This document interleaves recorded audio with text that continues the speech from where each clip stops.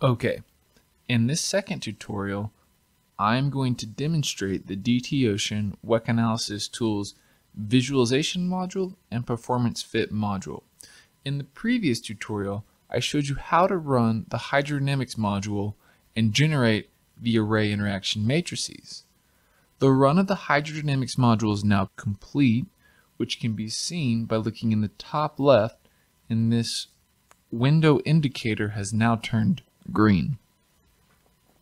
So now that our hydrodynamics module is completed, we may do some data visualization. So clicking on the data visualization module and bringing it to the front, we can see in the plot selection that there are 4 plots available.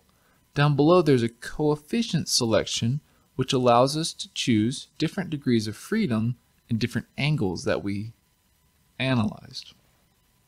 Okay, before continuing, I would like to state that the purpose of this tutorial is to demonstrate the use of the WEC analysis tool, and that the results I present today could be improved but are sufficient for the purposes of the demonstration. Okay, and so with that, I will update plot and begin showing the radiation coefficients. After clicking update plot, we can see that the frequency is shown on the x-axis, the added mass is shown on the first y-axis in blue, and the radiation dampening can be seen in green on the second y-axis. So for the radiation dampening, we of course expect it to start at 0 and then tend back towards 0 as the frequency increases towards infinity. And the added mass, we expect to approach some added mass at infinity, which it may be beginning to do about here. We can change the degree of freedom that we're looking at from, let's say, the direction of the PTO, which would be 6 and 6, as this is 0 indexed.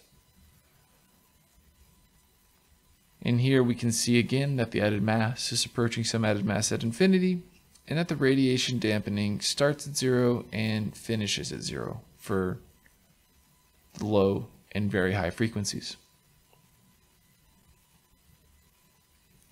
Changing the wave angle should result in an equivalent solution as the device is axisymmetric.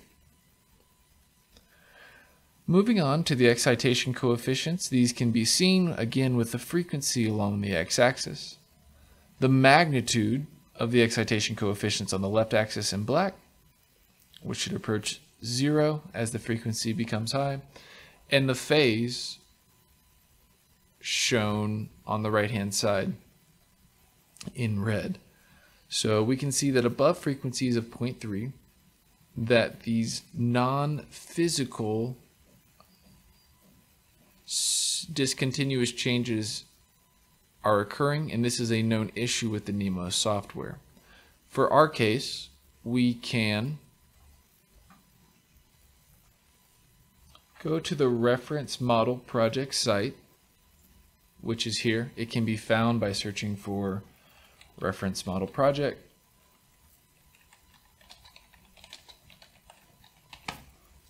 Then the first link, the energy.sandia.gov, brings us to this page.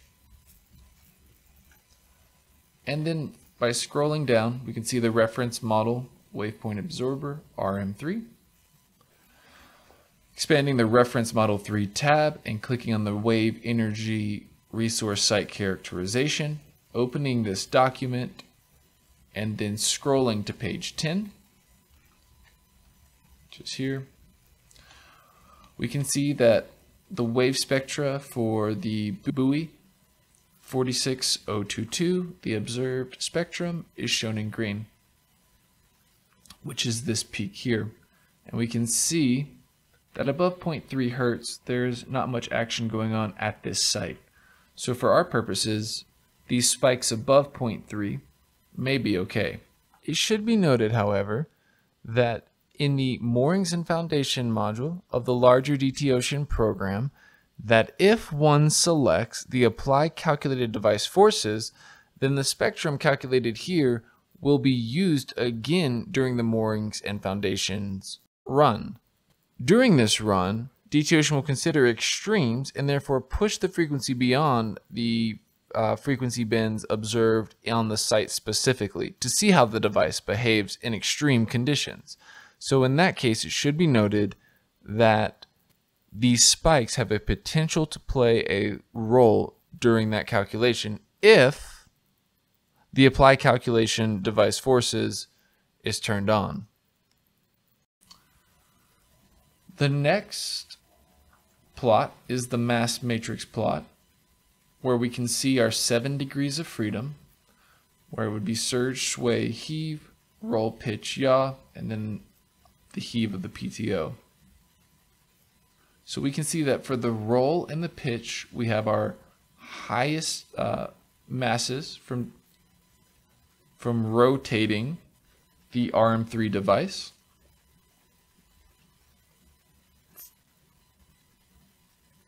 In the surge,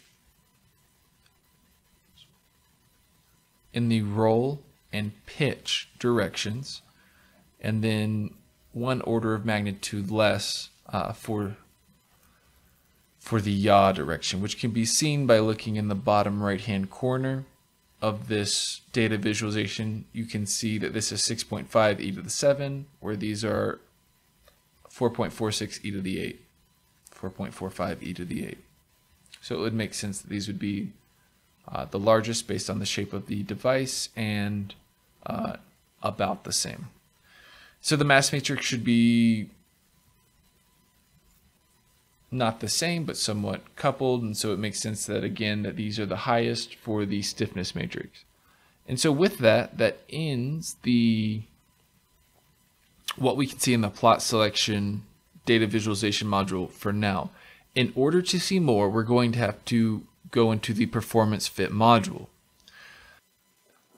Okay, so the purpose of the performance fit module is to allow someone to bring experimental data that they may have from testing of their device and tune the NEMO solution to it.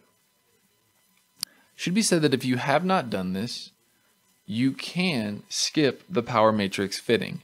Here you can see that I've specified my perform folder. We'll browse to it. It's inside. I've just put it right next to the output folder that we created in the first tutorial, and it's called perform. Inside perform is 6 files, each referring to one of the 6 variables shown here. I will open them now to show you them in Notepad. We can see that the first file is 7 by 7, referring to our 7 total number of independent degrees of freedom as specified in the hydrodynamics module, and that the mooring values are specified in the 1, 1, 2, 2, and 6, 6 direction, which we can see here. Back in our hydrodynamics module again, we specified the total number of independent degrees of freedom as 7, and that the moorings were in 1, 2, and 6. So this file is necessary to specify the mooring as well as the PTO, which is in our 7, 7 direction, which was also specified in our hydrodynamics module. The remaining 4 files are optional and will be skipped if no data is provided. However, dummy data will need to be provided, such as this, all zeros for my external dampening and stiffness. However, for the performance fit scatter diagram, the buoy I showed you from the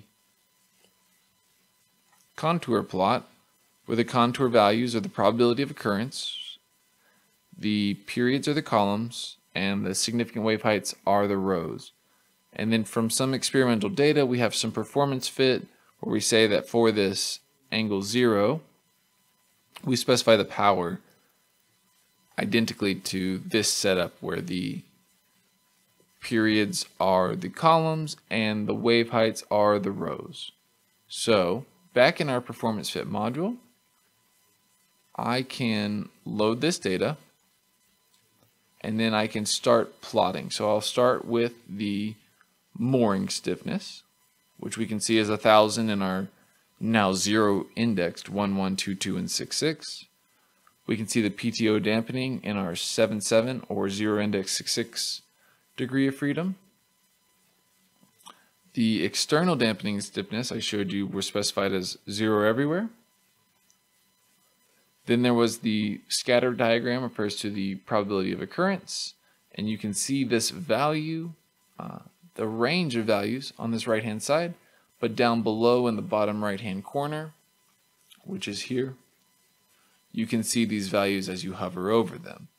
And the same can be done for the user power provided power matrix. Okay, so before we perform our power matrix fitting, we need to adjust a couple parameters at the top of our performance fit module. These parameters include the spectrum type, which is shown here as John swap. I'm going to start here. As you can see from the drop-down menu, there are a number of spectrums that you can pick from. However, none of these were ever implemented, and only the John swap is working at this time. Underneath the spectrum type is the peak enhancement factor, which I'm going to take from the wave characterization report, which I've shown you before. It's on this plot, and I'm going to use this gamma of 1.33. This spectrum type is used to convert the energy period into peak period, which the calculations are performed in. Now there's two more parameters. At the top you can see the device yaw angle semispan, and at the bottom you can see wave directional spreading parameter. Now essentially what this performance fit module is going to do is take the data that I've provided and apply a power matrix and spectrum at each of the angles that I previously analyzed in the in the hydrodynamics module, i.e. this is it. In this case, I did 20 angles. Okay, so we're going to take the one angle that I provided for both the power matrix as well as the probability of occurrence for this spectrum, and we're going to apply it to all the angles. And in this case, how that's done, it's because the device is axisymmetric, it's not so important how this is done. However, in the case of a device such as the Palamas device, so if we look for Palamas, it's this long thing, and you can see in this case that this has a way that it's intended to work with the waves. And so if a wave was coming, say, normal to the intended direction, then the power matrix would be very different. And so in that case, we would need to adjust the device yaw angle semispan. But in this case for the RM3, because it's axisymmetric, it doesn't make a difference. The power matrix should be the same. This wave directional spreading parameter allows us to treat infinitely long waves as shorter types of waves, which affects how the power output or how the interaction matrices may look. But again, in this case, because it's axisymmetric, it should be the same regardless of how the wave comes into the device. And so with that, I'm going to leave both of them alone. And at this point, I am now ready to perform my power matrix fitting. And so I'm going to click power matrix fitting and allow this to run, which takes around 20 to 40 minutes. And once it is complete, we'll come back and analyze the results in the performance fit module. Okay, the performance fit module has now completed its run, and this is clear from looking in the top left corner where we can see that the performance fit window indicator is now green, and as well the data visualization indicator is now green. We're done with the performance fit module, so let's go back to the data visualization module. And here we can see that the remaining plots are now ungraded and available for viewing. We can see the performance fit dampening by clicking on the plot selection radio button and clicking update plot. The same can be done for the stiffness. Then we can see the original power matrix calculated by Nemo, the user provided power matrix that we loaded in to the performance fit module. So we can see that the user power matrix, the maximum seems to be at a wave period of about 8.5, whereas the original I think was at 7.5. Yeah, the maximum for the original is about 7.5. And so then we can look at the fitted power matrix, which basically has a near perfect fit to the experimental data. Lastly, we can look at the response amplitude operator. And let's look in the PTO direction.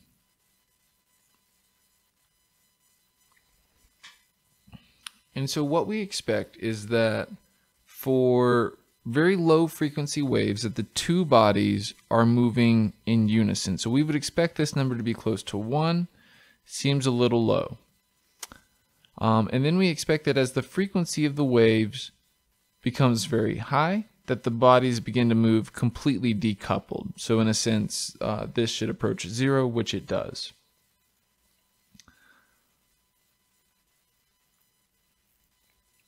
So those are the results. And at this point, we have now completed the WEC analysis run. In order to create the WEC solution that we need, let's go back to DTOcean WECSim, and we are running right now on output 3. And so we want to generate the HDF5 file. So what we're going to do is go to DTOcean, generate array hydrodynamic. Triggered, I believe that's now complete. Let's go back to the DTOcean. So 3, that's what we're running. So now you can see this WEC solution.h5 appeared. And this is the folder, it's now called output 3, that we want to direct the DTOcean main module to. So let's do that now. So I'm going to file quit the WEC analysis tool. I do want to exit the program. It asks you twice.